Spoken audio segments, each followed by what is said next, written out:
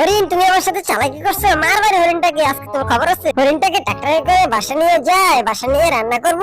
হরিণের জন্য ভালো করে গরম পানি রেডি করতে হবে। বিড়াল, তুমি আমার সাথে চালাকি করবা? তোমার আজকে খবর আছে, ছুরিটা দাঁত দিয়ে নেই। হ্যালো ঈদের বন্ধু, আমারও তো হরিণ আটকে রাখছে, তুমি তাড়াতাড়ি আসো। ঠিক আছে বন্ধু, আমি এক্ষুনি আসতেছি, তুই কোনো চিন্তা করিস না। আরে এই বিড়ালকে উদ্ধার করার জন্য খুব দ্রুত যাইতে হবে। পিপি বুম। ইঁদুরের জন্য বড় একটা গর্ত করে রাখি, এখানে এসে ইঁদুরে পড়বে। ওরে মারে মরছি রে, বাসা বাসা হইতে পড়ে গেলাম গর্তের মধ্যে।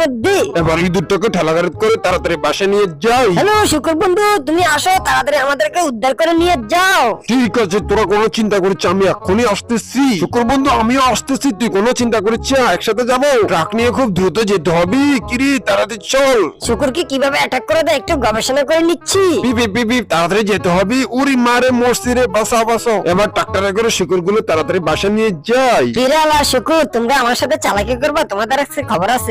আমি রুটিগুলো অনেক মজা। প্রচুর খিদে লাগেছে, তাড়াতাড়ি খাবার খেতে হবে। বাচ্চার মুখ থেকে তাড়াতাড়ি খাবারটা কেড়ে নেই।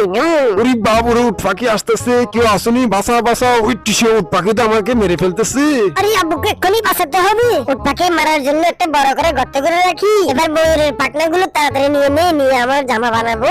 হা, মেয়েদের মধ্যে একটা জামা বানিয়ে নিলাম। এবার উটপাখিকে ধরে নি। ও বাসা বাসা। উটপাখি বন্ধু, তুমি আমার সাথে আসো, তুমি আমার বন্ধু। হা, উটপাখিটা আমার পেছন পেছনে আসতেছে, এবার গর্তের মধ্যে পড়ে যাবে। তাড়াতাড়ি মেয়েটার পেছন পেছন দিয়ে উড়ি মারে মরছি রে, বাসা বাসা।